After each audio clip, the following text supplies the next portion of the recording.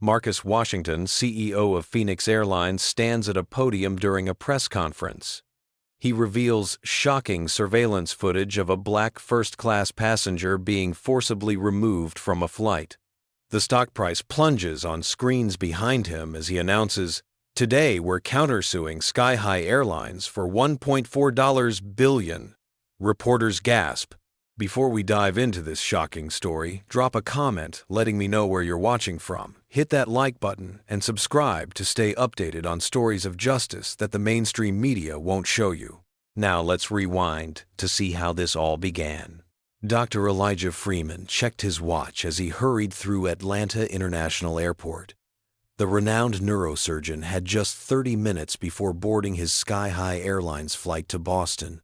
His phone buzzed again, another update from Boston General Hospital about the 16-year-old patient awaiting his expertise for a rare brain tumor removal. The surgery window was narrow and every minute counted. Dr. Freeman, the text read, "Patient's vitals stable but deteriorating. Please confirm estimated arrival time." Elijah typed a quick response as he approached the priority boarding line. On schedule. Arriving 8:45 p.m. Prep OR for midnight procedure. At 38, Dr. Freeman had built a reputation as one of the country's leading pediatric neurosurgeons. The Harvard Medical School graduate had pioneered a technique for removing tumors previously deemed inoperable, saving dozens of young lives. Tonight would be no different. If he made his flight, first-class passengers for Sky High Flight 247 to Boston may now begin boarding, announced the gate agent. Elijah presented his boarding pass and ID, receiving a curt nod from the agent. As he walked down the jet bridge, he mentally reviewed the surgical procedure ahead. The tumor's location made this case particularly challenging, but his steady hands had never failed him before. "Welcome aboard," greeted a flight attendant at the aircraft door, her smile fading slightly as she glanced at his boarding pass. "Your seat is first class." "Yes, 3A," Elijah confirmed, gesturing toward the first-class cabin. The flight attendant, whose name tag read Heather Brooks, nodded stiffly. "Of course, right this way." Elijah settled into his spacious seat, placing his medical journal in the side pocket. He had specifically booked first class to ensure he'd arrive well-rested for surgery. The additional fee had been worth it for his patient's sake. The businessman in 3B, a middle-aged white man in an expensive suit, glanced up from his laptop with a furrowed brow as Elijah sat down. "Excuse me," the man said, loud enough for Heather to hear as she passed. "I think there might be some confusion with the seating arrangements." Heather approached immediately. "Is there a problem, sir?" "I'm not sure this gentleman is in the right seat," the man who would later be identified as Walter Bennett, CFO of a Boston investment firm, remarked. Elijah took a slow, deep breath.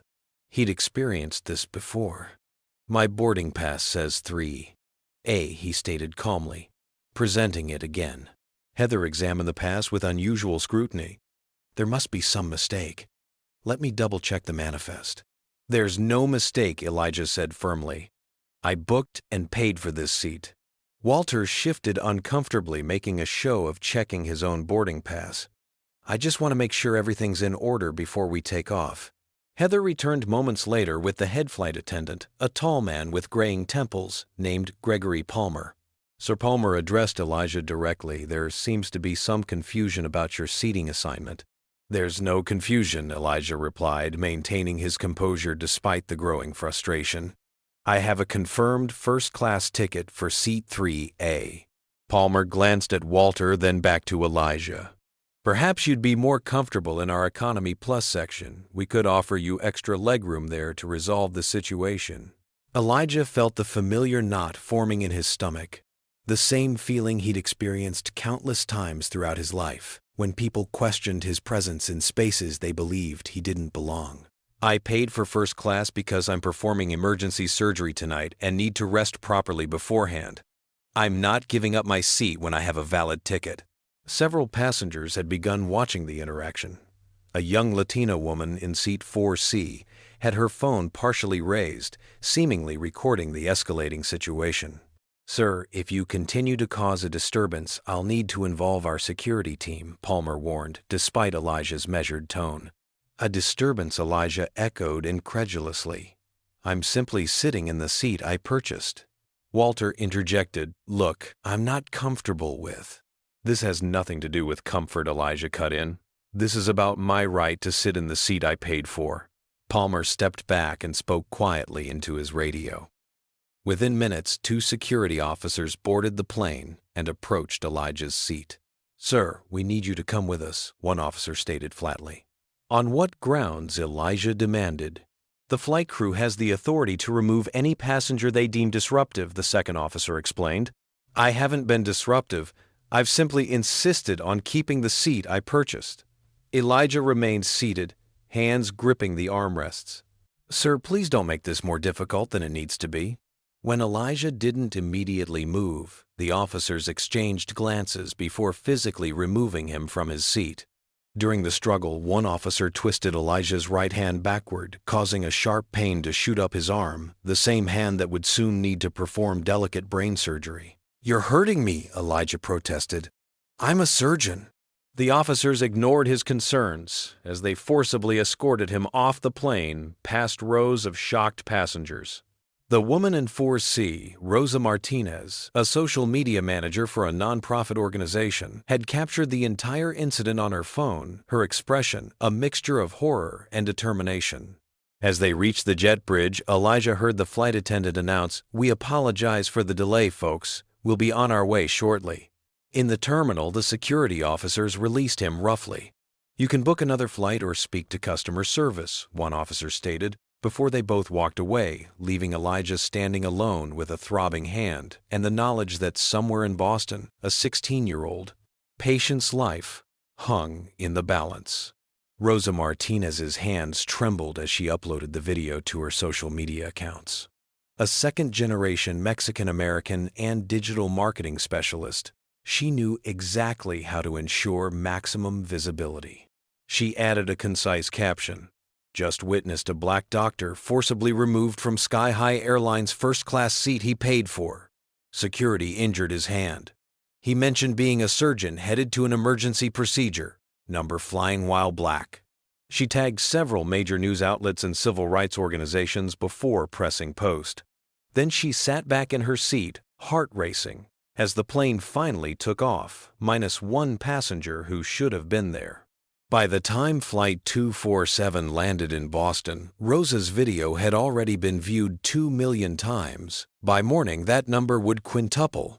Did you see this? Her roommate asked when Rosa arrived home, showing her phone screen displaying the same video Rosa had recorded. It's everywhere. Within 24 hours, number flying while black had become the top trending topic nationwide. The footage showed clearly what happened, a calm, well-dressed professional being treated like a criminal for simply occupying the space he had paid for. There was no shouting, no aggression from Elijah, only the increasingly hostile responses from the flight crew and the physical force from security. Sky High Airlines' PR team scrambled to contain the damage, issuing a statement that read, Sky High Airlines takes customer concerns seriously. We are investigating the incident that occurred on Flight 247 and are in contact with the passenger involved. Sky High has a strict non-discrimination policy and is committed to treating all passengers with dignity and respect.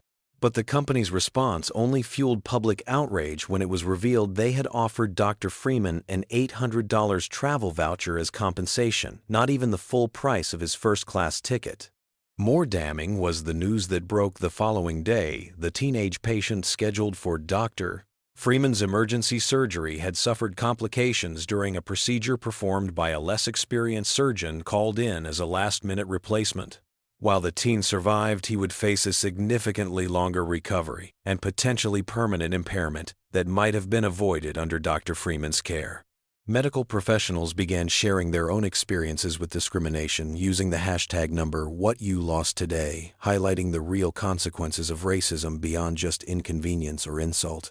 The story took another turn when Sky High CEO Richard Harrison appeared on Business Morning America, his silver hair perfectly coiffed as he dismissed the growing controversy. What we had here was an unfortunate misunderstanding, Harrison explained with practiced concern. Our flight attendants were responding to concerns raised by other passengers. Dr. Freeman became increasingly aggressive, necessitating intervention from our security team. The interviewer pushed back. The video shows Dr. Freeman speaking calmly throughout the interaction. Camera footage doesn't always capture the full context, Harrison insisted. Our employees followed standard procedures for handling disruptive passengers. Harrison's dismissive attitude ignited a new wave of outrage. Civil rights organizations called for boycotts. Celebrities with millions of followers shared the video with personal stories of similar experiences. Sky High's stock price plummeted 7% in a single trading day, wiping out over $300 million in market value. As the controversy exploded, competing airlines maintained strategic silence, except for one. Marcus Washington, CEO of Phoenix Airlines, watched the unfolding crisis with particular interest from his corner office in Dallas. "Get me everything we have on Sky High's passenger complaint history," he instructed his assistant, "particularly any discrimination cases." Marcus stared at the video playing on his monitor, freezing the frame on Dr. Freeman's face as security twisted his hand. Something in the doctor's expression, a mixture of pain, resignation, and dignity, struck a deeply personal chord. "And find out who Dr. Elijah Freeman is," Marcus added. "I want to know everything about him." Meanwhile, Rosa Martinez faced unexpected consequences of her own. Her social media accounts were flooded with thousands of messages, many supportive, but an alarming number containing threats and racial slurs. Sky High supporters accused her of editing the video to make the company look bad. Conservative commentators questioned her motives for recording in the first place. "You should mind your own business, read one message. People like you just want attention." Rosa had never anticipated becoming part of the story, but she refused to back down. When a major news network requested an interview, she agreed immediately. "I couldn't stay silent," she explained on national television. "What happened to Dr. Freeman happens to people of color every day. The only difference is I had my phone ready." As Sky High struggled to contain the damage, the incident had already cost them millions in canceled bookings. But for Dr. Elijah Freeman, the cost was far more personal.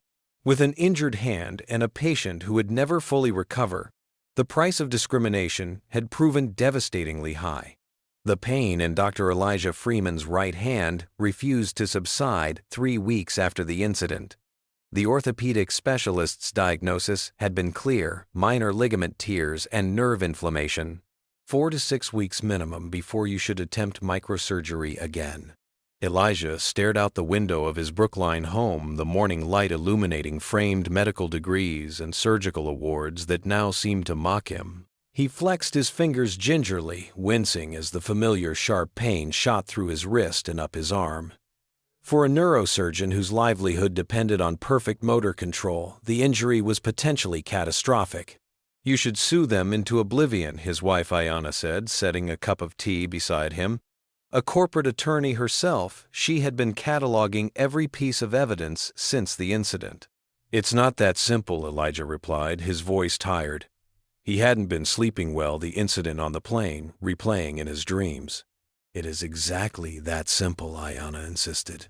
"They profiled you publicly, humiliated you, physically injured you, and potentially ended your surgical career.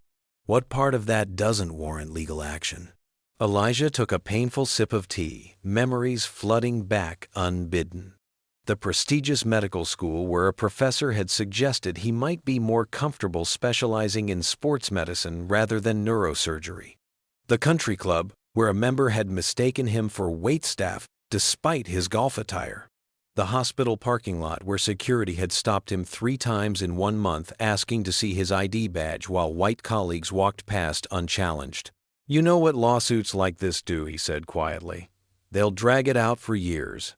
They'll investigate every aspect of my life, looking for anything they can use. They'll paint me as angry, aggressive, money-hungry, everything they already think I am. So you just let them win." Ayanna challenged. Their conversation was interrupted by their 10-year-old daughter Zora appearing in the doorway clutching her tablet. "Dad, are you on TV because of what happened on the airplane?" she asked hesitantly. Elijah and Ayanna exchanged alarmed glances. "What have you seen, sweetheart?" Ayanna asked, taking the tablet. The screen displayed a conservative news segment titled Disruptive Passenger or Victim, The Truth About Dr. Freeman. The chyron beneath showed sources claim history of demanding behavior at hospital. "They're lying about you," Zora said, her young face creased with worry. "My friend's dad said you were causing trouble, but I told her that wasn't true." Elijah felt a crushing weight on his chest. This was exactly what he had feared, the impact extending beyond him to his family. His 13-year-old son, Jason, had already come home from school last week asking difficult questions about racism after classmates had discussed the viral video. "Come here," he said, patting the spot beside him. As Zora nestled against him, he chose his words carefully. Sometimes when people see something unfair happening, they find it easier to believe the person deserved it rather than admit there's injustice in the world. "But why would they lie about you?" Before Elijah could answer, his phone rang the hospital administrator. He'd been calling daily, first with sympathy, then with increasing impatience about Elijah's return date. "Dr. Freeman," came the clipped voice of Dr. Harold Winters. "I was hoping to discuss your timeline for resuming your surgical schedule." "My hand hasn't healed yet," Elijah replied. The specialist was clear. Yes, Winters interrupted. "But there's the matter of the press attention. Some board members are concerned about the controversy affecting donor relationships." Elijah's grip tightened on the phone. "The controversy of me being assaulted for sitting in a seat I paid for. Now, Elijah, characterizing it that way doesn't help anyone. We're simply suggesting that perhaps a public statement indicating you're ready to move forward would benefit everyone involved. Sky High's legal team has reached out about a potential resolution." "A resolution," Elijah repeated flatly. "A generous settlement offer, contingent on confidentiality, of course. They're prepared to offer compensation for your inconvenience." Inconvenience. As if missing the surgery and potentially losing full function in his hand were merely inconveniences. After ending the call, Elijah found an email from Sky High's legal department waiting in his inbox. The message was politely threatening, suggesting that any defamatory statements about the airline could result in legal action against him. Attached was a draft settlement agreement with a 6-figure offer and extensive confidentiality provisions. "They're scared," Ayanna noted, reading over his shoulder. "That means you have leverage." That afternoon, Elijah met with attorney Sophia Jefferson, a Harvard Law graduate who specialized in civil rights cases. Her office walls displayed framed newspaper headlines documenting significant discrimination settlements she had secured. "They've already started their character assassination campaign," Sophia noted, reviewing the news clips Ayanna had compiled. "Classic playbook: undermine the victim's credibility before they can build a case." "What am I looking at in terms of timeline?" Elijah asked. 2 to 3 years, possibly longer if they appeal," Sophia replied candidly. "These corporations have endless resources to drag things out. They're betting you'll get tired and take a lowball settlement. And my reputation in the meantime." Sophia's expression softened. "It will be challenging. They'll depose everyone you've ever worked with, looking for any colleague who found you difficult. They'll scrutinize every patient outcome. They'll paint you as opportunistic." "That's what I feared," Elijah sighed. But Sophia continued, leaning forward. "I've been investigating Sky High Airlines. You're not the first, Dr. Freeman. I've identified 7 similar incidents in the past 3 years, all involving passengers of color being removed from first class or business class under questionable circumstances." She slid a folder across the desk. Most settled quietly with NDAs. "But one former flight attendant was willing to speak with me off the record. She claims Sky High has an unwritten policy of appeasing high-value customers who express discomfort with certain seatmates." Elijah flipped through the documents, a cold anger building inside him. "So this is systematic." "I believe so. And with your prominence and the viral video, we have a chance to expose it." Sophia paused. "But I won't sugarcoat this. It will be brutal. They'll make you question whether the fight is worth it." Elijah was already questioning it. That evening he received a text from the father of his teenage patient. The doctors say Jamie will never play baseball again. He wanted you to know he doesn't blame you. But Elijah blamed himself. If he had just accepted the economy seat, if he had swallowed his pride once again, if he had made himself smaller to accommodate others' prejudice, perhaps Jamie would still have his future intact. Later that night, as Ayanna slept beside him, Elijah stared at the ceiling, torn between the fight for justice and the desire to protect what remained of his career and family's peace. His phone buzzed with an unknown number. Curious, he opened the text. Dr. Freeman, my name is Marcus Washington, CEO of Phoenix Airlines. I know what Sky High did to you. I've experienced similar treatment myself. If you're willing, I'd like to talk. This isn't just about one flight or one doctor. It's about changing a system. Call me. For the first time in weeks, Elijah felt something beyond pain and resignation, a flicker of hope. Marcus Washington straightened his tie as he gazed out the floor-to-ceiling windows of his executive office at Phoenix Airlines headquarters. The Dallas skyline stretched before him, a testament to ambition and possibility values that had defined his improbable journey. 30 years ago, Marcus had started as a baggage handler at this very airline, then called Regional Express, working night shifts to pay for his business classes at community college. Now at 53, he occupied the corner office as the company's first black CEO, having rebranded the airline as Phoenix, after leading a remarkable turnaround of the once struggling regional carrier. The journey hadn't been easy. For every promotion, there had been twice the scrutiny. For every success, there had been whispers questioning whether diversity initiatives rather than merit had propelled his rise. He remembered countless boardrooms where he was the only person of color, countless meetings where his ideas were ignored until repeated by white colleagues. One memory in particular haunted him 15 years ago. As a rising operations executive, he had been bumped from first class despite his platinum status. The gate agent had insisted there was a system error while upgrading a white passenger with lower status. When Marcus had formally complained he'd been labeled difficult in his personnel file documentation, he discovered only years later after becoming chief operations officer.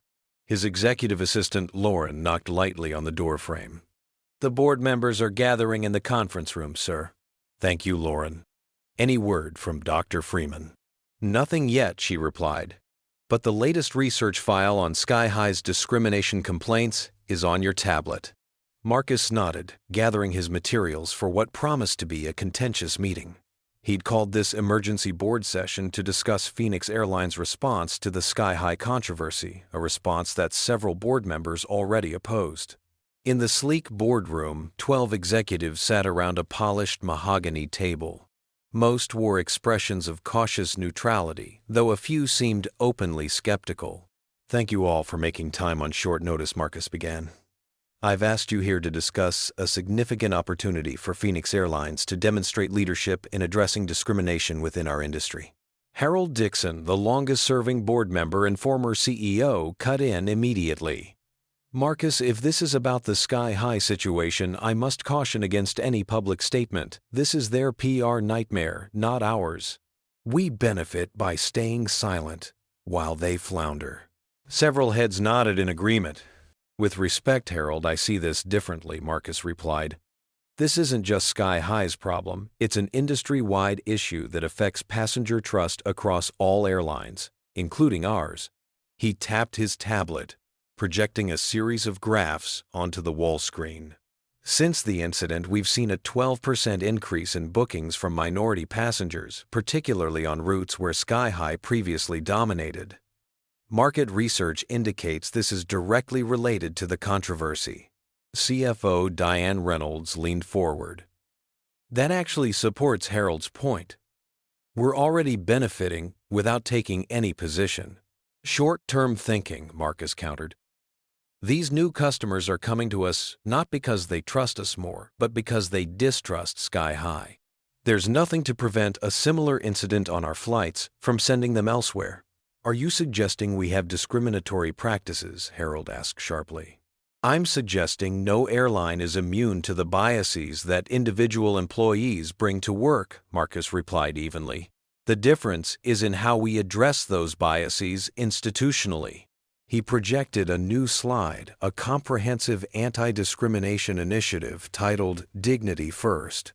This proposal includes third-party auditing of passenger removal incidents, mandatory equity training for all customer-facing staff, and transparent reporting of discrimination complaints. Harold scoffed. You want us to implement costly new programs and invite scrutiny of our operations because another airline has a PR problem? That's business suicide. Actually, Marcus said, advancing to his financial projections, our analysis indicates this initiative would cost approximately $8 million to implement, while potentially generating over $60 million in new business from customers. Seeking an airline that takes these issues seriously. The presentation continued for another hour with Marcus methodically addressing concerns about legal exposure, implementation costs, and competitive response. Throughout, Harold remained visibly opposed, occasionally exchanging skeptical glances with a few allies on the board. As the meeting concluded without resolution, Harold lingered behind. This feels personal, Marcus, he said when they were alone. You're risking the company's stability over what solidarity, some misplaced sense of racial loyalty. Marcus felt a familiar heat rise in his chest, but kept his voice measured. Harold, in the 30 years I've worked for this airline, I've never once made a business recommendation based on anything but data and strategic advantage. Then explain why you're personally reaching out to Dr. Freeman, Harold challenged. Yes, I know about that. You think the board wouldn't notice you conducting a private investigation into Sky High, using company resources for what appears to be a personal crusade. My interest in Sky High's practices is entirely professional, Marcus replied. Their vulnerability creates market opportunities for us. Just be careful, Harold warned. The board supported your promotion because you've always been one of the reasonable ones. Don't make us regret that assessment. The implied threat wasn't subtle. As Harold departed, Marcus sank into a chair, the weight of the decision before him suddenly heavier than ever. That evening, as Marcus arrived home, his 17-year-old daughter Zara looked up from her laptop at the kitchen table. Dad, have you seen this? She asked, turning the screen toward him. It displayed the viral video of Dr. Freeman being removed from the Sky High flight. They did this just because he was black. It's disgusting.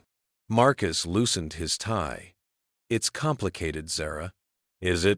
Seems pretty straightforward to me. Her eyes fixed on him with the unflinching moral clarity of youth. What's Phoenix doing about it? About another airline's incident. There's not much we can dive in. So, nothing, she interrupted, disappointment evident. You always tell me to stand up when I see something wrong, that change doesn't happen until good people take action. Was that just talk? Her words stung because they echoed his own thoughts. Before he could respond, his wife Tanya entered, having overheard their conversation. Zara, your father has stakeholders to consider, she said. A public stance could have consequences. Isn't that the point of having power, Zara pressed? To use it when it matters. If you don't stand up now, when will you? Later, after Zara had gone upstairs, Tanya found Marcus in his home office reviewing the dossier his team had compiled on Sky High's discrimination complaints. She has your sense of justice, Tanya observed, and your stubbornness. And apparently my ability to make complicated issues sound simple, Marcus added with a rueful smile. What's really holding you back, Tanya asked. The board's reaction or something else? Marcus stared at a particular document, a statistical analysis showing complaints from passengers of color were 3 times more likely to be dismissed without investigation at Sky High. If I do this, I become the angry black CEO in their eyes, he admitted. Everything I've built, all the work to be seen as just a CEO, not a black CEO, it changes overnight. Maybe it needs to change, Tanya suggested quietly. Maybe that's precisely why you're in that chair. The next morning, Marcus called another board meeting. This time, his presentation was shorter and more direct. Yesterday I asked for your input on a business decision, he began. Today, I'm informing you of a leadership decision. Phoenix Airlines will publicly support Dr. Freeman and implement the Dignity First initiative. Harold's face reddened. This exceeds your authority. The board hasn't approved. The corporate bylaws give the CEO authority to implement operational policy changes within a certain budget threshold, Marcus interrupted. This falls within that threshold. I'm not asking for permission, Harold. I'm extending the professional courtesy of keeping the board informed. This is about your ego, Harold charged. You're using company resources to fight personal battles. Marcus remained calm. Actually, it's about our values as a company and our opportunity to lead industry change rather than follow it. He closed his portfolio. Now, are there any specific concerns about implementation I should address, or shall we proceed to regular business matters? The message was clear. This wasn't up for debate. Several board members who had previously been skeptical now studied Marcus with newfound respect. Power recognized power. After the meeting, Marcus returned to his office and made a call he'd been postponing. Dr. Freeman, Marcus Washington. Thank you for agreeing to speak with me. What Sky High is doing to you is unconscionable, and I'd like to help. Not just with words, but with action. The conversation lasted nearly an hour. By its conclusion, the outline of a plan had taken shape, one that would change both their lives and potentially transform an industry. What would you do if you were in Marcus's position? Would you risk your career to stand up against injustice, or play it safe to protect what you've built? Comment 1 if you believe Marcus made the right choice, or 2 if you think he's risking too much. Like and subscribe if you want to see more stories about people challenging broken systems. But what exactly is Marcus planning, and how will Sky High respond when they realize what's coming? Let's find out. 3 days after Marcus Washington's conversation with Dr. Freeman, Sky High Airlines launched its counteroffensive. The airline's PR team had clearly been preparing while maintaining public silence. It began with an exclusive report on national morning news featuring carefully selected security footage from Atlanta International Airport. The edited video showed Dr. Freeman appearing to argue with the gate agent before boarding, a seemingly damning moment until one realized the timestamp indicated this occurred when he was simply confirming his seat assignment like any passenger might. Sky High Airlines has provided us with previously unreleased footage that raises questions about Dr. Elijah Freeman's behavior before the now viral incident, the anchor reported gravely. Sources close to the situation indicate Dr. Freeman's boarding pass may have had discrepancies that triggered standard security protocols. By mid-morning, Sky High had released an official statement claiming their internal investigation found legitimate security concerns that necessitated intervention. They carefully avoided specifying what those concerns were, letting imagination and bias fill the gaps. Richard Harrison, Sky High's silver-haired CEO, appeared on Financial Focus that afternoon, projecting calm authority as he reframed the narrative. What we're seeing here is unfortunately common in our social media age, Harrison explained with practiced concern. A partial video goes viral, context is stripped away, and a company following standard safety procedures becomes villainized. But the passenger was a doctor heading to perform surgery, the interviewer noted. Harrison nodded sympathetically. And we regret any impact to his patients. However, our first priority must always be the safety of all passengers. Our flight crew made the difficult but necessary decision based on behavior that occurred before passengers began recording. The anchor didn't challenge this unsupported claim. By evening, sources familiar with the matter were telling reporters that Dr. Freeman had previous incidents of difficult behavior at his hospital. One anonymous Boston General staff member claimed Freeman often made demands about scheduling that inconvenienced others. The character assassination continued the next day when a conservative blog published an article titled "The Freeman File: What the Media Isn't Telling You," featuring quotes from a patient who claimed to have had a negative experience with Dr. Freeman 3 years earlier. The patient wasn't named, and the alleged complaint had never been filed with the medical board. Sophia Jefferson, Elijah's attorney, called as these stories broke. "They're going full scorched earth," she warned. "This is exactly what I cautioned about. They're trying to destroy your credibility before we even file suit." Elijah watched the coverage with growing despair. Colleagues at the hospital had begun treating him differently, some avoiding eye contact, others expressing concerns about all this media attention. Several patients had canceled appointments. Most devastating was the public backlash against Rosa Martinez, whose video had sparked the controversy. Internet sleuths had uncovered her identity and personal information. She received death threats. Conservative commentators questioned whether she had edited the video to remove Freeman's aggressive behavior. Her employer, facing pressure from social media mobs, placed her on administrative leave pending review. The final blow came when Sky High Airlines filed a $5 million lawsuit against Dr. Freeman for business defamation, false light publication, and intentional infliction of economic harm. The legal filing claimed his false characterization of the incident had caused irreparable damage to Sky High's reputation and substantial economic losses. It was a transparent intimidation tactic designed not to win in court, but to overwhelm Freeman with legal costs and pressure him into silence. The message was clear: fighting back would cost him everything. The strategy appeared to be working. Sky High's stock, which had dropped 7% after the incident, recovered nearly 5% following their aggressive response. Passenger bookings, which had plummeted in the days after the viral video, stabilized as the counter-narrative took hold. Richard Harrison called an executive team meeting to celebrate their successful damage control. In the sleek conference room at Sky High headquarters, he raised a glass of champagne. "The Freeman situation is nearly resolved," he announced confidently. "Our legal team expects he'll accept settlement within 2 weeks. The terms will include full retraction of his claims, confidentiality, and a modest payment that acknowledges inconvenience without admitting wrongdoing." "What about the Phoenix Airlines situation?" asked Sky High's chief marketing officer. "Marcus Washington has been making noise about some industry initiative." Harrison dismissed the concern with a wave. "Marcus is posturing. Phoenix is a mid-tier carrier trying to capitalize on our temporary vulnerability. Their board will rein him in once they realize he's risking their business to score personal points." And the pending discrimination complaints, the legal counsel inquired. "Handle them as we always do," Harrison replied. "Confidential settlements with NDAs. Minimal amounts to make the problems go away quickly." Meanwhile, Elijah sat in his home office staring at Sky High's settlement offer.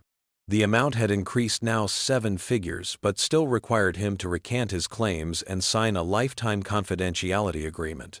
Ayanna found him there. Documents spread across his desk. "You're considering it," she observed, disappointment evident in her voice. "I'm thinking about our family," Elijah replied wearily. "The hospital chief of surgery called today. They're reconsidering my department leadership role due to ongoing distractions. Jason came home from school crying because classmates are saying I'm just trying to get rich by suing. And my hand," he flexed his fingers, wincing at the persistent pain. "The specialist says there may be permanent nerve damage." Ayanna sat beside him, taking his injured hand gently in hers. "So Sky High destroys your career, damages your reputation, injures you physically, and still gets to pretend they did nothing wrong. That's the outcome you want to teach our children?" "Of course not," Elijah sighed. "But what choice do I have? They have unlimited resources and no conscience. They're willing to destroy anyone who challenges them." His phone rang. Marcus Washington again. They'd spoken several times since their initial conversation, developing what Elijah had assumed was a solidarity based on shared experiences. But increasingly, Marcus seemed to be suggesting something more strategic. "They've filed suit against me," Elijah told him after answering. "I know," Marcus replied. "Their playbook is predictable. But listen, Elijah, what if I told you we've uncovered something that changes everything?" "What are you talking about?" "I can't discuss it over the phone, but I'd like you to meet some people this weekend. Former Sky High employees who've witnessed this pattern firsthand, and other passengers who've experienced exactly what happened to you."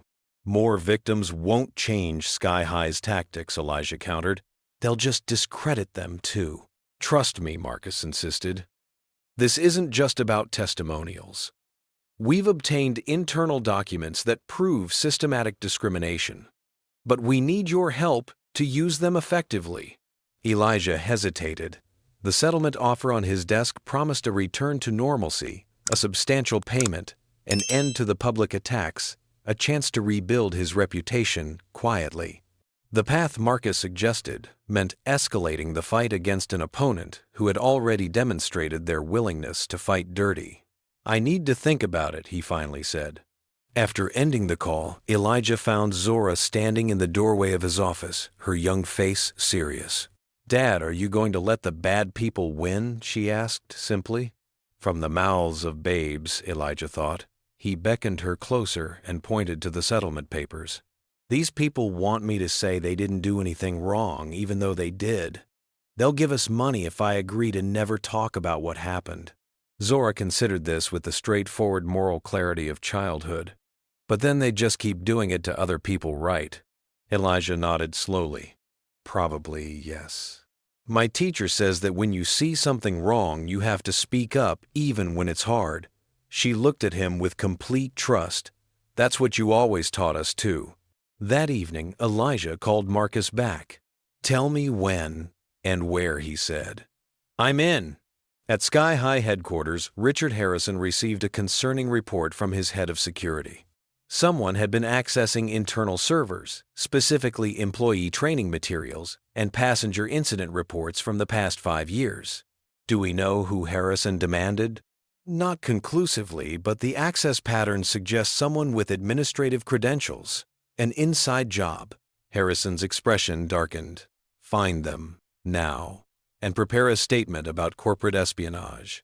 If Phoenix Airlines thinks they can play dirty, they're about to learn who they're dealing with. The counterattack had worked temporarily, but beneath the surface, something was shifting. The real battle was just beginning. The private investigator's office smelled of coffee and old paper despite its modern furnishings. Darren Reynolds, a former FBI agent with 20 years' experience, spread several folders across his desk as Marcus Washington reviewed the findings. Sky High has been systematically burying discrimination complaints for years, Darren explained, pointing to a statistical analysis. I've documented 47 incidents involving passengers of color being removed from premium cabins in the past 3 years. 43 resulted in confidential settlements with NDAs. Marcus studied the pattern. And white passengers with similar reported behaviors. That's the kicker, Darren replied, sliding another document forward. White passengers exhibiting disruptive behavior, actual disruptive behavior, not just existing, while black received an average of 3 warnings before removal. Non-white passengers received an average of 0.8 warnings. They'll claim this is coincidental, Marcus noted. We need something definitive linking this to company policy. Darren nodded, reaching for a secure tablet. That's where this comes in. One of my contacts obtained internal emails between Sky High's VP of Customer Experience and their training department. The email thread displayed on screen made Marcus's blood boil. It referenced a preferred customer profile initiative that instructed flight attendants to give priority consideration to the comfort concerns of our highest value customers. A follow-up email clarified, when Diamond-level members express discomfort with their seating arrangements, make accommodations discreetly to ensure their continued loyalty. While carefully avoiding explicit racial language, the directive essentially created a system where wealthy white passengers could have people of color removed from adjacent seats by simply expressing discomfort. This is damning, Marcus observed, but still circumstantial without testimony from someone who implemented these policies. I've got 5 former employees willing to talk, Darren replied, including a training supervisor who objected to these guidelines and was subsequently terminated. Marcus leaned back, thinking through the implications. What about other passengers, like Dr. Freeman? You mentioned 43 settlements. Can we reach those people?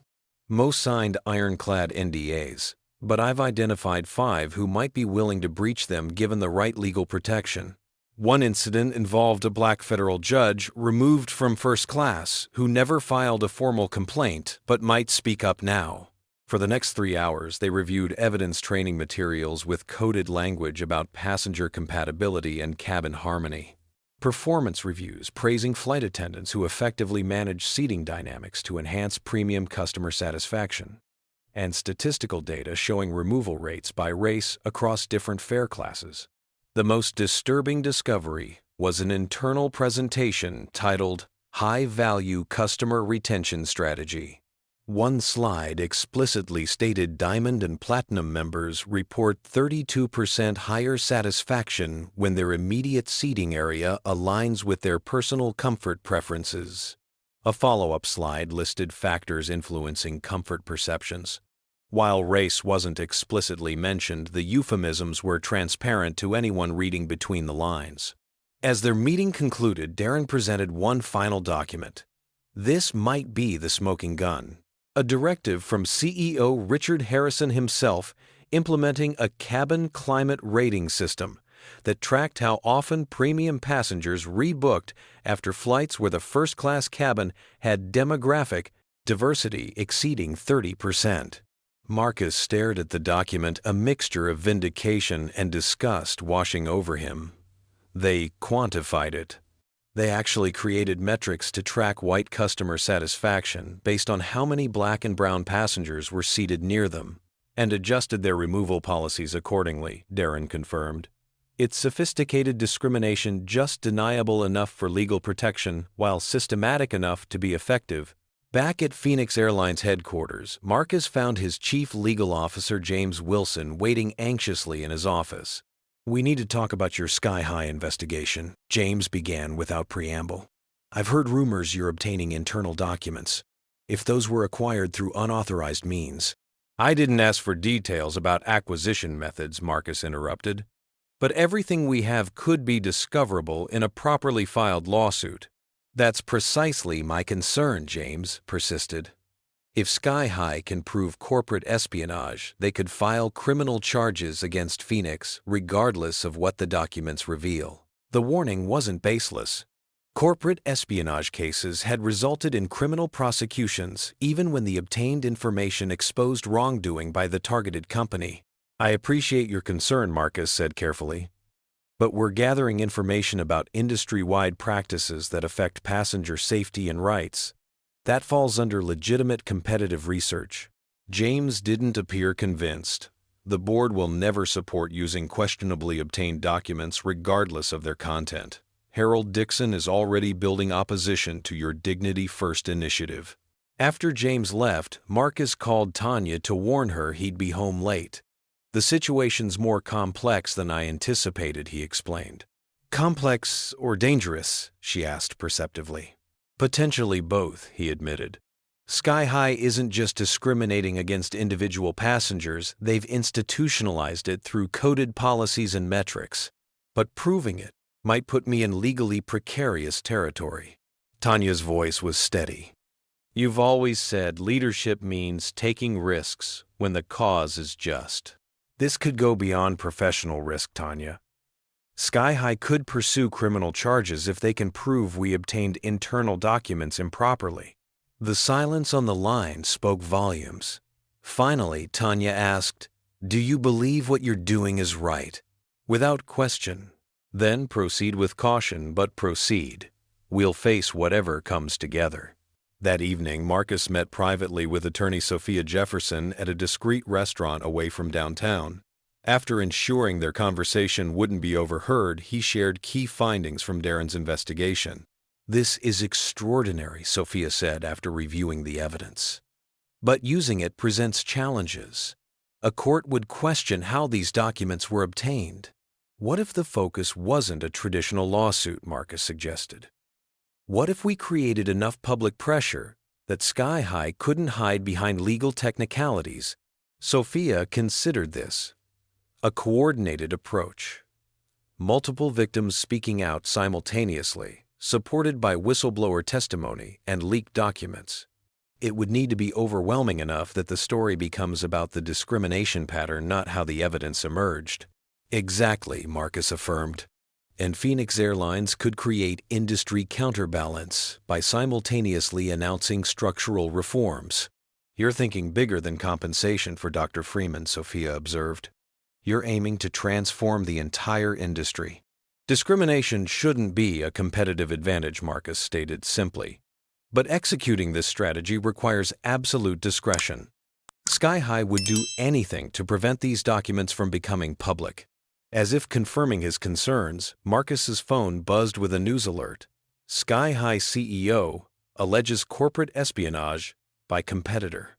Richard Harrison had gone on offense, claiming unnamed competitors were engaging in unethical and potentially illegal information gathering. The battle lines were being drawn. Sky High was preparing to attack the messenger to avoid addressing the message. The next day, Marcus received an unexpected visitor. Harold Dixon arrived unannounced at his office. "This has gone too far," Harold stated, dropping a newspaper on Marcus's desk featuring Harrison's espionage allegations. "The board is calling an emergency session to discuss your removal." Marcus maintained his composure. "On what grounds?" "Reckless endangerment of company interests. Unauthorized investigations into a competitor. Potential legal exposure." Harold ticked off the charges on his fingers. "This vendetta against Sky High has become a liability we cannot afford." "Interesting that you consider addressing systematic discrimination a vendetta," Marcus observed. "Don't play the race card with me," Harold snapped. "This isn't about discrimination, it's about your judgment. You're letting personal history cloud your business decisions." Marcus stood slowly. "Let me be clear, Harold. What Sky High is doing isn't just morally reprehensible. It's also a business vulnerability we'd be negligent to ignore. If you call that board meeting, I'll present evidence that will make every person in that room realize we're not just doing the right thing ethically, we're doing the smart thing strategically." Harold studied him, searching for weakness. Finding none, he changed tactics. "Whatever you think you have, it won't matter if it was illegally obtained. You could face criminal charges, Marcus." "That's a risk I'm willing to take," Marcus replied evenly. "Are you willing to risk being on the wrong side of history when all this becomes public?" After Harold departed, Marcus made a decisive call to Darren Reynolds. "Accelerate everything. Sky High is moving against us and we need to stay ahead. Set up the meeting with all potential witnesses immediately." The investigation had reached a critical juncture. With enemies closing in from multiple directions, Marcus was running out of time to build his case before Sky High silenced it permanently. The conference room at Sophia Jefferson's law office buzzed with tension as people who had never met faced each other across the polished table. Dr. Elijah Freeman sat beside his wife Ayanna, studying the diverse group Marcus Washington had assembled. There was Judge Raymond Carter, a 70-year-old federal judge who had been removed from a Sky High first-class cabin 3 years earlier after a white passenger complained about his intimidating presence. Carter had never spoken publicly about the incident to preserve his judicial reputation. Beside him sat Gabriela Torres, a prominent Latina tech executive who had been forced to move from business class despite having the correct ticket. The flight attendant had apologetically explained that another passenger had expressed concerns about the seating arrangement. Dr. Maya Patel, a South Asian cardiologist, described being told her first-class ticket had been flagged for verification and subsequently downgraded while white passengers boarded without scrutiny. James Wilson, a black investment banker, recounted being asked to show his boarding pass 3 separate times after settling into his premium seat. And finally, Rosa Martinez, who had filmed Elijah's removal and subsequently faced harassment for doing so. Marcus arrived last, apologizing for his tardiness. "Thank you all for taking this risk," he began. "I know coming forward potentially violates confidentiality agreements some of you signed and exposes all of you to public scrutiny." Judge Carter spoke first, his deep voice carrying the gravity of decades on the federal bench. "I've spent 30 years upholding the law. But sometimes justice requires challenging unjust systems, even at personal cost." Elijah studied the judge carefully. "Why didn't you sue when it happened to you? You, of all people, had the resources and knowledge. The question hung in the air, touching on the reluctance many successful black professionals felt about becoming that person who cried discrimination. Pride, Carter admitted finally. Fear of being reduced to a racial grievance. Concern that it would overshadow my judicial legacy. The same reasons you're questioning whether to fight now. Marcus introduced two former Sky High employees who had agreed to serve as whistleblowers. Amber Patterson, a former training supervisor, and Derek Collins, a customer service manager. Both had documented concerns about discriminatory practices before eventually leaving the company. I flagged the Preferred Customer Profile Directive as potentially discriminatory during its implementation, Amber explained. 2 months later, I was put on a performance improvement plan, despite perfect evaluations before that. Derek nodded in recognition. They never explicitly mention race. It's always couched in terms like passenger compatibility and cabin harmony. But every customer service representative understood what those terms meant in practice. Sophia Jefferson outlined the legal strategy she had developed with Marcus. A traditional discrimination lawsuit would take years and face significant hurdles. Sky High has structured their practices specifically to maintain legal deniability. So what are you proposing? Elijah asked. Coordinated action on multiple fronts, Marcus explained. A class action lawsuit filed simultaneously with Phoenix Airlines' announcement of industry reform initiatives. Combined with a public awareness campaign featuring all of your stories at once, too many for Sky High to discredit individually. You want to use us as ammunition in a corporate war, Gabriela Torres observed skeptically. I want to create a moment of truth the industry can't ignore, Marcus corrected. Each of your individual cases could be dismissed or settled quietly. Together, they reveal a pattern Sky High can't explain away. And what does Phoenix Airlines gain from this? Dr. Patel asked directly. Forgive my cynicism, but corporations rarely act without self-interest. It was the question hanging over the entire meeting whether Marcus's motives were justice or competitive advantage. He didn't shy away from it.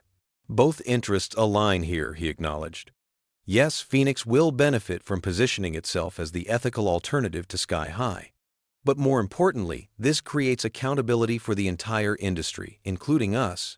The Dignity First standards we're proposing would be independently audited across all airlines. Rosa Martinez, who had remained quiet until now, looked directly at Marcus. You're asking us to trust that this isn't just another corporation exploiting black and brown pain for profit. I'm asking you to judge me by my actions, not just my words, Marcus replied. He hesitated, then made a decision. I've never spoken publicly about this, but 20 years ago, I was removed from a first-class cabin in circumstances nearly identical to Dr. Freeman's. The room fell silent as Marcus recounted his experience, the humiliation, the helpless anger, the knowledge that challenging the system might derail his rising career. I chose silence, then, he concluded. I told myself I'd create change from within once I had power. This is me fulfilling that promise, belatedly perhaps, but sincerely. The personal revelation shifted the energy in the room. Even those most skeptical of corporate intentions could recognize the authentic emotion behind Marcus's words. Judge Carter leaned forward. What specifically would this alliance require from each of us? Sophia outlined the plan: coordinated public statements, testimony before transportation, regulatory bodies, media interviews, and participation in the class action lawsuit. In exchange, Phoenix Airlines would cover all legal expenses regardless of outcome and establish a foundation to support victims of discrimination in the transportation industry. The most critical element is solidarity, Sophia emphasized. Sky High will attempt to divide us by attacking the most vulnerable members of this group. We stand together, or we fall separately. Eyes turned to Amber Patterson, who, as a whistleblower, faced perhaps the greatest personal risk. They'll say I was a disgruntled employee fired for performance issues, she acknowledged. They've already started building that narrative. Which is why we need the internal documents, Derek added. Our testimonies alone won't be enough against Sky High's legal team. Elijah, who had remained thoughtful throughout the discussion, finally spoke. "I've spent weeks agonizing over whether to fight or accept their settlement. What convinced me was thinking about my children. What world am I creating for them if I stay silent?" He looked around the room. "But I need to know everyone here is committed for the long haul. Sky High will make this ugly. They'll investigate our pasts, question our motives, paint us as opportunists. Are we all prepared for that?" One by one, each person affirmed their commitment. Even Rosa Martinez, who had already lost her job due to her involvement, stated firmly, "I didn't ask to be part of this fight, but I'm not backing down now." As the meeting concluded, they reviewed the timeline. Marcus and Sophia had developed 2 weeks of preparation, coordination of statements, filing of legal papers, and then a carefully orchestrated public rollout that would make it impossible for Sky High to contain the story. Just as they were preparing to leave, Marcus received an urgent call from his office. After a brief conversation, he addressed the group with grave concern. "Sky High has somehow learned about our meeting today. They've just announced a press conference for tomorrow morning to address corporate espionage and coordinated defamation by competitors." The timeline had just collapsed from weeks to hours. Whatever they were going to do, they would now need to do it immediately. "Can we be ready by morning?" Elijah asked Sophia. The attorney exchanged glances with Marcus. "We'll have to be.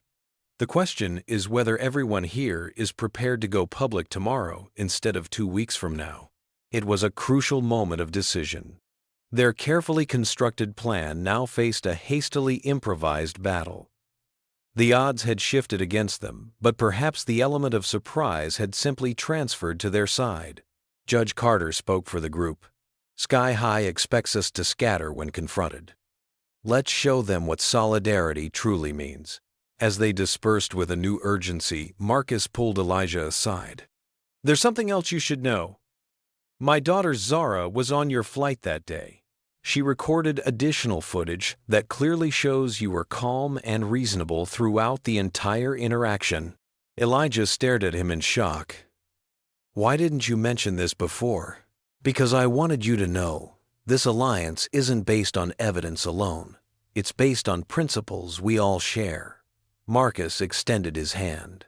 "No matter what happens tomorrow, that truth remains." As Elijah shook his hand, both men understood they had crossed a point of no return. The confrontation they had carefully planned would now unfold in real-time testing, not just their evidence, but their courage to stand firm against an opponent willing to destroy them to maintain the status quo. At 8:30 the next morning, camera crews from every major network had assembled outside Sky High's gleaming headquarters, expecting CEO Richard Harrison's press conference addressing allegations of corporate espionage. The atmosphere buzzed with speculation. Most financial analysts predicted an aggressive legal offensive against Phoenix Airlines. At 8:04, 5 smartphones across the press corps lit up simultaneously with an unexpected alert. Phoenix Airlines CEO to hold emergency press conference at 9:00 a.m.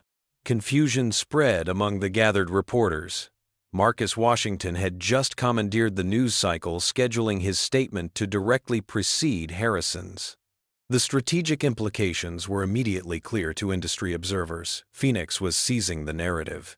Inside the Phoenix Airlines headquarters across town, Marcus stood before a mirror adjusting his tie as his communications team made final preparations. The company's largest conference room had been transformed into a press center overnight, with the Phoenix logo prominently displayed behind a podium. "Board members are still trying to reach you," his assistant warned, holding up a phone with multiple flashing messages. "Harold Dixon is threatening to file an injunction to stop the press conference." "They can't stop what they don't legally control," Marcus replied calmly. "The Dignity First initiative falls within my operational authority. As for the rest, I'm speaking as an individual who happens to be CEO, not making official statements beyond our corporate initiatives." It was a careful distinction his legal team had crafted through the night, allowing Marcus to present evidence of Sky High's discrimination while insulating Phoenix Airlines from direct legal exposure. At 8:55, Marcus received word that Elijah Freeman and the other Alliance members had arrived through a private entrance, avoiding the media gathered out front. Meanwhile, screens in the conference room showed Sky High executives in visible disarray, hastily reworking their strategy now that Marcus had seized the initiative. At precisely 9:00 a.m., Marcus Washington stepped to the podium as cameras flashed.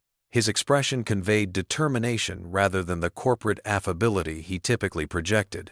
"Good morning. Today I'm announcing two separate but related matters.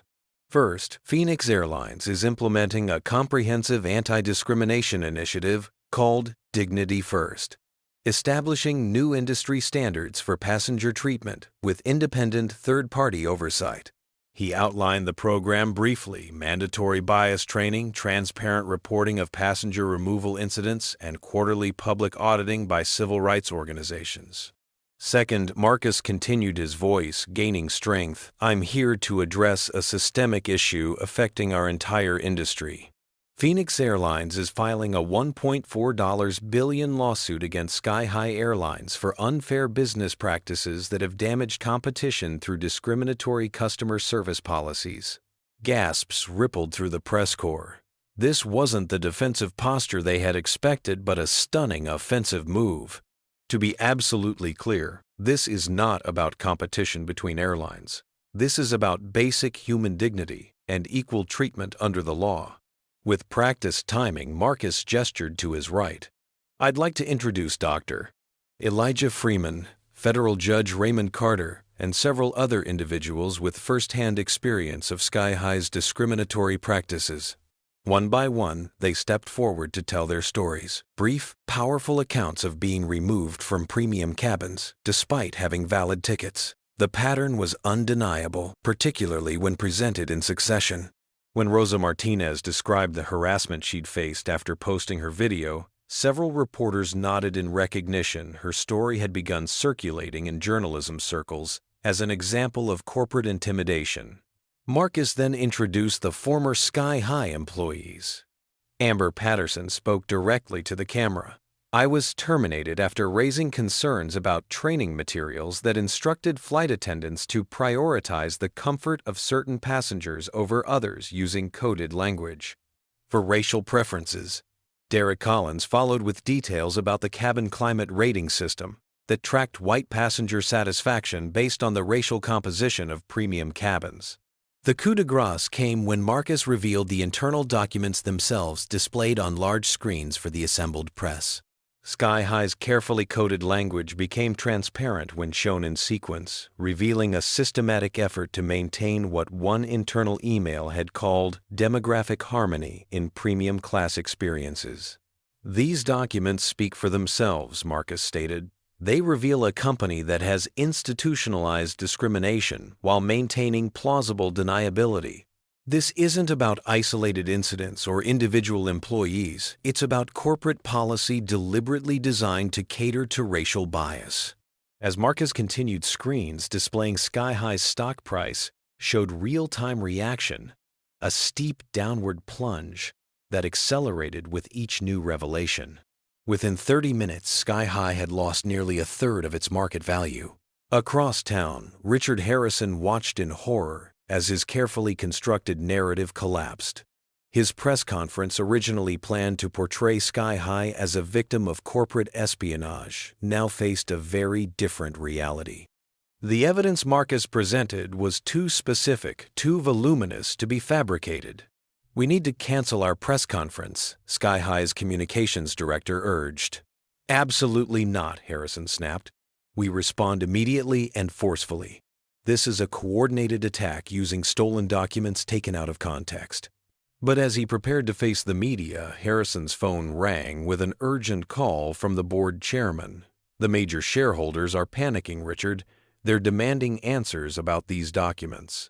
"They're selectively edited," Harrison insisted, "taken out of context." "The audit committee is convening an emergency session," the chairman interrupted. "Don't make any public statements until we've assessed our legal exposure." Back at the Phoenix press conference, Marcus shifted to the future. "Today marks a turning point for our industry.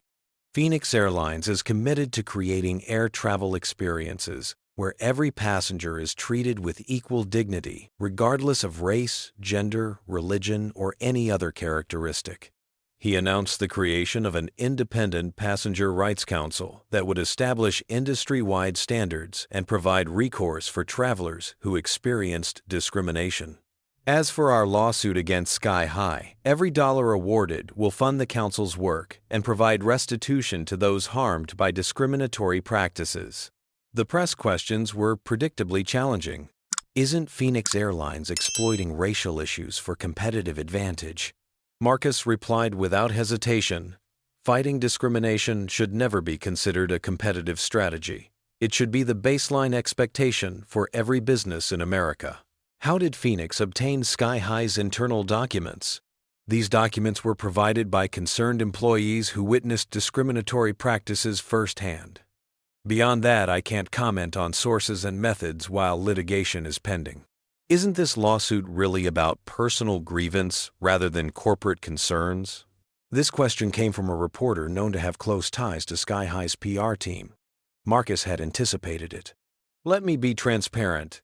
This is both personal and professional. I've experienced similar discrimination myself, but more importantly, discrimination is bad business. It harms customers, damages employee morale, creates legal liability, and ultimately destroys shareholder value, as Sky High's stock price is currently demonstrating. As the press conference concluded, transportation industry regulators announced they would open an official investigation into Sky High's practices. Major institutional investors issued statements expressing concern, and social media erupted with the hashtag number #DignityFirst as passengers shared their own experiences with discrimination across various airlines. The most damaging blow came when 3 of Sky High's largest corporate clients, technology companies with diverse workforces and public commitments to equity, announced they were suspending their contracts pending the outcome of investigations. By afternoon, Sky High's board of directors called an emergency meeting. Richard Harrison found himself fighting for his job as directors demanded explanations for policies that had been implemented under his leadership. These were standard customer satisfaction initiatives, Harrison insisted. The language about passenger compatibility had nothing to do with race. Then explain this email, where you specifically asked about demographic impacts on premium cabin rebooking rates. One director challenged holding up a printout of a document revealed at Marcus's press conference. As Harrison struggled to respond, his phone buzzed with a text from his general counsel. Class action lawsuit filed, 31 plaintiffs so far. Judge Carter, lead plaintiff. Significant evidence. Recommend immediate settlement discussions. The corporate showdown had resulted in a decisive first-round victory for Marcus Washington and his alliance. But as Phoenix Airlines' legal team warned him that evening, Sky High would not go down without a vicious counterattack. They'll claim the documents were obtained illegally, his general counsel cautioned. They may even pursue criminal charges against you personally. Marcus nodded, understanding the risk he had taken. Some prices are worth paying. As he left the office that night, he received an unexpected call from Harold Dixon, his most vocal opponent on the Phoenix board. I underestimated you, Harold admitted, and perhaps I underestimated the business impact of doing the right thing. The board will support your Dignity First initiative unanimously. It was a small victory, but a meaningful one. The hardest battle still lay ahead, but for the first time since beginning this fight, Marcus allowed himself to believe that real change might actually be possible. 3 months after the explosive press conference, Richard Harrison stood before Sky High's board of directors for the last time. The company's stock had stabilized at 40% below its previous value. Multiple investigations were underway, and the class action lawsuit had grown to include over 100 plaintiffs. Gentlemen, ladies, I've served this company faithfully for 17 years. Harrison began, his voice lacking its usual confidence. But I recognize that Sky High needs new leadership to navigate these challenges. His resignation was accepted without debate. By evening, Sky High announced interim CEO Victoria Reynolds, the company's former chief operating officer and its first female executive. Her initial statement acknowledged the discrimination allegations directly. Sky High Airlines acknowledges that policies implemented under previous leadership resulted in disparate treatment of passengers of color.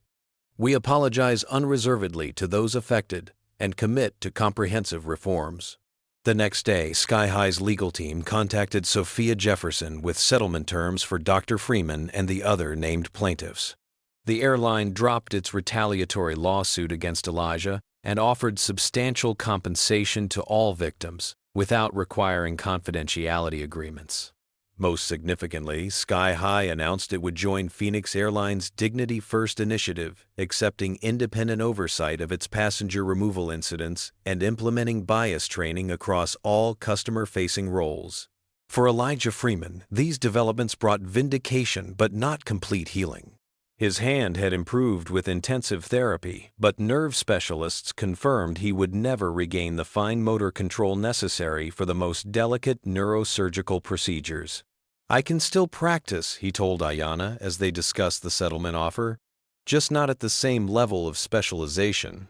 "And the hospital?" she asked. Boston General, facing public pressure and potential legal exposure for their handling of the situation, had offered Elijah a position leading their newly created Health Equity Department, leveraging his medical expertise while acknowledging his physical limitations. "It's not what I trained for," Elijah admitted, "but maybe it's where I can make the most difference now." With the substantial settlement from Sky High, Elijah established the Freeman Foundation for Transportation Equity, dedicated to addressing discrimination across all forms of public transit. Its first initiative funded research into algorithmic bias in transportation systems, examining how seemingly neutral technologies could reinforce discriminatory patterns. At Phoenix Airlines, the Dignity First standards transformed internal culture. Marcus Washington became an in-demand speaker at industry conferences, sharing how ethical practices had actually improved Phoenix's financial performance. Their market share had increased 12% as passengers of color specifically sought out the airline. 1 year after the incident, Elijah performed his first surgery since the injury, a less complex procedure than his previous specialty, but still requiring significant skill. His successful return to the operating room made national news a symbol of resilience against discrimination's tangible costs. That evening, Marcus invited Elijah to dinner at a quiet restaurant in Boston. They had spoken regularly throughout the legal proceedings, but rarely about personal matters. "How does it feel to be back in surgery?" Marcus asked after they ordered. "Different," Elijah admitted. "I can't do the microscopic work I specialized in before, but I can still help patients just in different ways." "Adaptation without surrender," Marcus nodded. "That's what this whole fight has been about." They discussed the industry changes their alliance had sparked. 5 major airlines had now adopted Dignity First standards. The Department of Transportation had opened a formal investigation into discriminatory practices across the aviation industry. Corporate travel policies increasingly required airlines to demonstrate equity commitments. "We've made progress," Elijah acknowledged, "but I still worry about sustainability. What happens when media attention fades? When shareholders demand higher profits?" "That's why the structural changes matter," Marcus replied. "Independent oversight, transparent reporting consequences for violations. The system has to work, even when people aren't watching."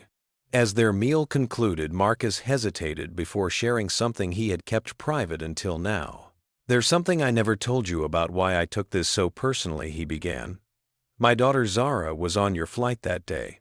Elijah stared in shock. "What?" Marcus nodded. "She was returning from visiting colleges. Seated in economy, she recorded additional footage of your removal footage that proved crucial in disproving Sky High's claims about your behavior." "Why didn't you tell me this before?" Elijah asked, stunned by the connection. "At first, I didn't want it to seem like my involvement was only because of personal connection," Marcus explained. "Later, I realized that personal connection is exactly the point. Discrimination doesn't just affect its direct victims, it ripples outward, changing how we all experience the world." He continued softly, "Zara called me in tears that night. She said, "Dad, you always told me that when I see injustice, I should do something about it. But I just sat there recording instead of speaking up." That's when I knew I had to act not just as a CEO, but as a father, showing his daughter that speaking up matters, even when it's delayed. Elijah was silent for a moment, absorbing this revelation. "So in the end, this whole industry transformation happened because your daughter witnessed what happened to me and held you accountable. And because you refused to accept that what happened was normal or acceptable," Marcus added. "Courage is contagious." As they parted that evening, both men recognized that their alliance had achieved something beyond corporate policy changes or legal settlements. They had demonstrated that fighting systematic discrimination wasn't just morally right.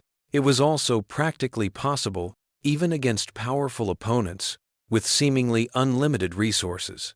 For Elijah, the journey had cost him part of his surgical career, but given him a different kind of healing work.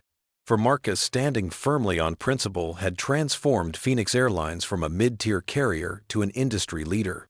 The most meaningful change, however, was nearly invisible. Thousands of passengers of color now boarded flights without the subtle tension of wondering whether their presence in premium cabins would be questioned. They simply traveled, their dignity intact, their rights uncontested. That freedom, the absence of anticipated discrimination, was the true measure of their success. Not the $1.4 billion lawsuit, not the policy changes, not even the public accountability, but the simple right to exist in spaces without justification or fear.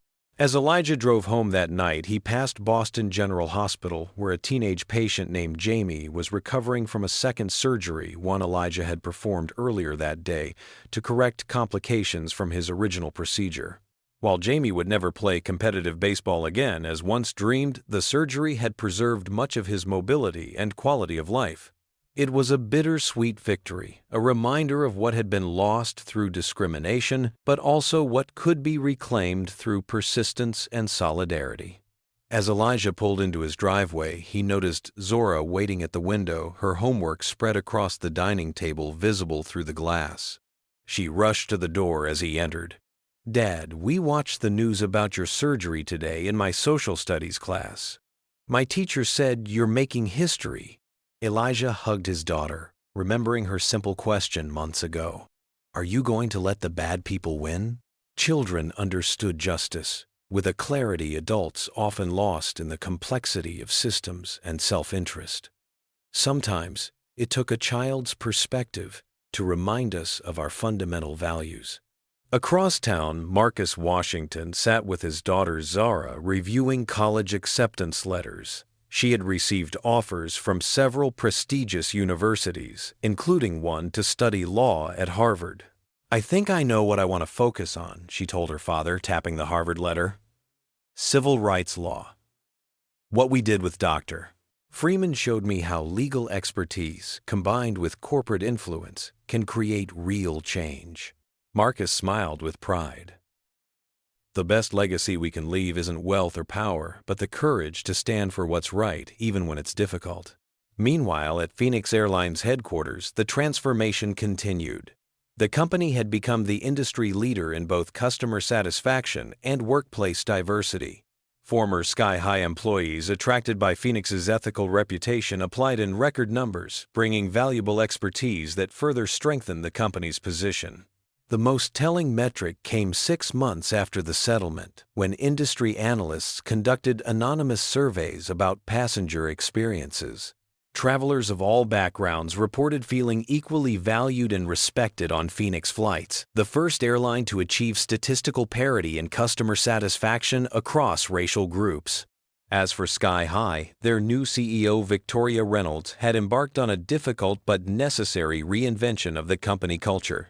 Though skeptics had doubted her commitment to change, Reynolds had surprised many by appointing former whistleblower Amber Patterson to lead a newly created passenger equity division with substantial authority and resources. The lawsuit settlement terms had required Sky High to retain independent auditors to review all passenger removal incidents for 3 years.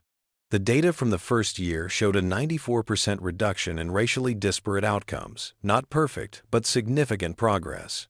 The ripple effects extended beyond airlines. Other transportation sectors implemented similar transparency measures. Tech companies examined algorithmic bias in their customer service systems. Corporate boards increasingly recognized that ethical practices weren't just morally right, but financially sound risk management. Most importantly, thousands of conversations began in homes, schools, and workplaces about what true equality meant in everyday interactions. The viral video of Dr. Freeman's removal had become a teaching tool in business ethics classes and diversity training programs. One evening, nearly 18 months after the incident, Elijah received an unexpected letter. It was from Walter Bennett, the white businessman who had complained about Elijah's presence in first class that fateful day. Dr. Freeman, the letter began, "I've struggled with whether to write this, but I believe I owe you an apology. Watching events unfold after that flight forced me to confront uncomfortable truths about my own biases. I told myself my discomfort wasn't about race, but I can no longer maintain that fiction. I'm sorry for the role I played in what happened to you, and I'm working to ensure I never contribute to such harm again." It wasn't justice exactly. No apology could restore Elijah's surgical career or erase the trauma of being forcibly removed from that plane. But it represented something equally important, the potential for genuine change, even in those who had once perpetuated discrimination. 2 years after the incident, Marcus and Elijah met again, this time at a transportation equity conference, where both were featured speakers. Before taking the stage, they reflected on their journey. "Did you ever imagine we'd end up here?" Elijah asked. "Honestly, no," Marcus admitted. "I hoped we'd create some accountability, maybe change one company's policies. I never expected industry-wide transformation." "That's the thing about justice," Elijah observed. "It seems impossible until it happens. Then people wonder why it took so long." As they prepared to address the audience, Marcus reflected on the true lesson of their alliance change required both moral courage and strategic action. Ethics and effectiveness weren't opposing forces, but complementary strengths. Standing up against discrimination wasn't just right, it was smart business, sound leadership, and ultimately the only sustainable path forward. The journey hadn't been without costs. Both men had faced threats, stress, and moments of doubt.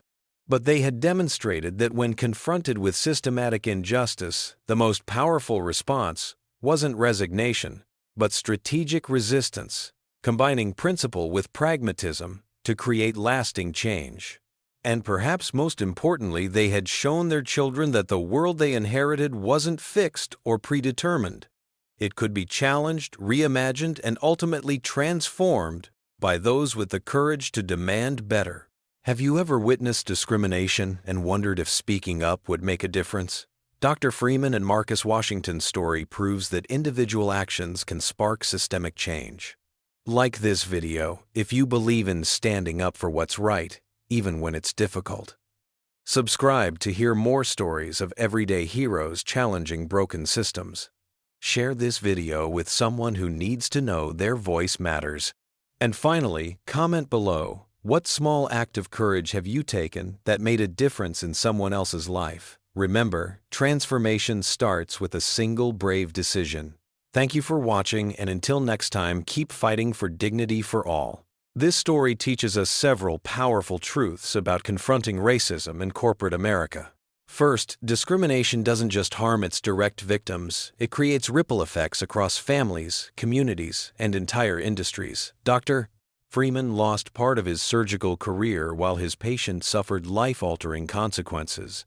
Second, institutional racism often hides behind coded language and plausible deniability. Sky High's preferred customer profile and cabin climate rating systems demonstrated how discrimination becomes embedded in seemingly neutral business practices. Third, meaningful change requires both moral courage and strategic action. Marcus and Elijah succeeded not just because their cause was just, but because they combined principle with pragmatism, personal testimony with documented evidence. Fourth, solidarity multiplies impact. Individual complaints could be dismissed, but the collective voice of multiple victims, whistleblowers, and allies created undeniable momentum for change. Finally, transformation doesn't happen overnight. Real progress required structural changes, independent oversight, and continuous accountability, not just promises and policy statements. The systems that perpetuate discrimination took decades to build. Dismantling them demands persistence and vigilance. The most profound lesson: when we refuse to accept injustice as normal, we begin to imagine and create a more equitable world.